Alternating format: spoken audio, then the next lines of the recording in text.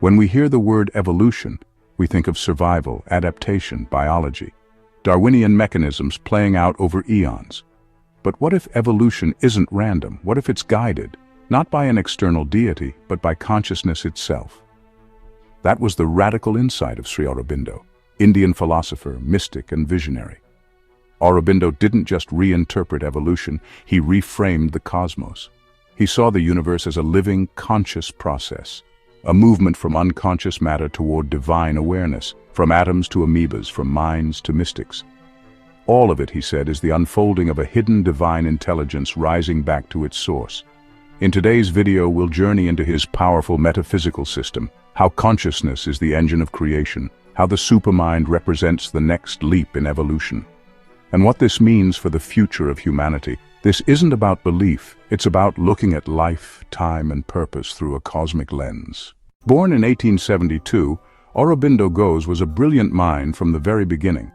Educated in England at Cambridge, he was fluent in multiple languages and immersed in European classics. But upon returning to India, he didn't retreat into academia. He threw himself into India's independence struggle. A nationalist firebrand, Aurobindo was imprisoned for revolutionary activities. And it was in that prison cell that his transformation began. During solitary confinement, he had powerful mystical experiences, awakening to states of divine consciousness that would change his path forever. He left political activism and moved to Pondicherry, where he spent the rest of his life developing a spiritual philosophy that fused Vedanta, Tantra, Darwin, and even echoes of Teilhard de Chardin process theology. His magnum opus, The Life Divine, laid out an evolutionary cosmology rooted in consciousness, a cosmos not falling into entropy, but rising into divine realization. One of Sri Aurobindo's most daring claims is this: consciousness is not an effect of matter. It is the source from which matter itself arises. He rejected materialist models of mind as backward. For Aurobindo, the material universe is not the starting point. Rather, Satchit Ananda, existence, consciousness, bliss, is the eternal ground of reality. Consciousness, then, is not localized in brains or bound by biology. It is everywhere, unfolding in levels from the deepest rock to the highest angelic being. Aurobindo saw evolution as the movement of this hidden consciousness becoming self-aware in form. First, it plunged into matter, seeming unconscious. Then it emerged as life, then as mind. But this is not the end. According to Aurobindo, we are on the cusp of a new leap, one that transcends mental thought altogether. Evolution isn't finished, it's accelerating toward what he called the supermind. What is the supermind? It's not just a higher IQ or psychic power. The supermind for Aurobindo is a supramental consciousness, a divine intelligence that operates beyond the dualities of mind. Whereas our normal mind sees in parts through opposition, good, bad, true, false, self, other, the supermind sees wholeness. It doesn't analyze. It knows directly. In Aurobindo's words, it's the truth consciousness, where knowledge, power, and will are united. Imagine a mind that doesn't have to think because it is the truth it seeks. Aurobindo believed the supermind exists already in the cosmic structure, and that it's trying to descend into human experience. This isn't abstract. It means that future humanity may not just evolve physically or intellectually, but spiritually.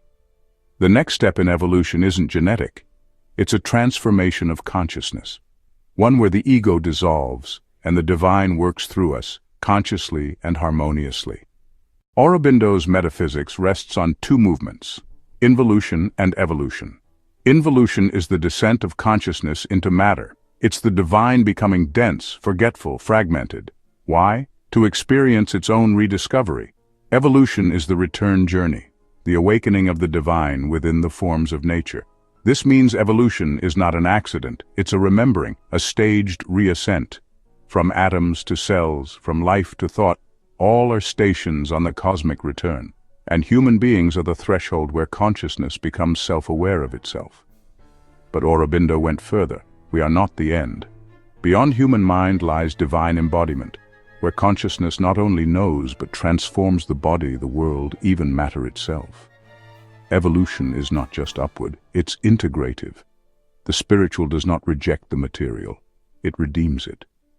In this vision, the future is not an escape, it is divinization. Aurobindo didn't just theorize, he practiced. He developed a path called integral yoga, designed to harmonize all parts of the being, body, life, mind, soul, with the descending supermind. Unlike ascetic traditions that rejected the world, Aurobindo insisted that spirituality must embrace life. Every aspect of our being becomes an instrument of transformation. This includes the physical body, which, he said, must one day be spiritualized. His collaborator, the Mother, continued his work, exploring how divine consciousness could reshape even the cellular level. This wasn't fantasy. For them, it was a laboratory of evolution. Today, we face a planetary crisis, ecological, social, psychological. But for Aurobindo, these are not just technical problems. They are spiritual birth pangs. The old forms, ego, nationalism, materialism, are too small for the consciousness trying to emerge. The darkness we face, he said, is the shadow of a greater light trying to emerge. Our crisis is not the end. It's a threshold. The question is, will we resist or align? Will we cling to the old mind or open to the supramental descent? So, what if everything you've ever felt, your longing, your restlessness, your visions, aren't just personal? What if they are the impulses of the cosmos stirring inside you? According to Sri Aurobindo, you are not a static being. You are a bridge between what was and what could be. Your inner work, your meditation, your honesty, your love is part of a cosmic movement. You are not evolving alone. You are evolution waking up to itself. The stars have not finished shining.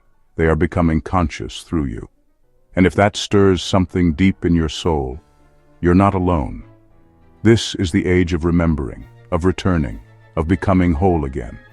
So subscribe if you haven't, and in the comments, tell me what future you're aligning with. Because this isn't just theory, this is your story. The divine didn't end on day 7, it's just getting started. And you are the next verse.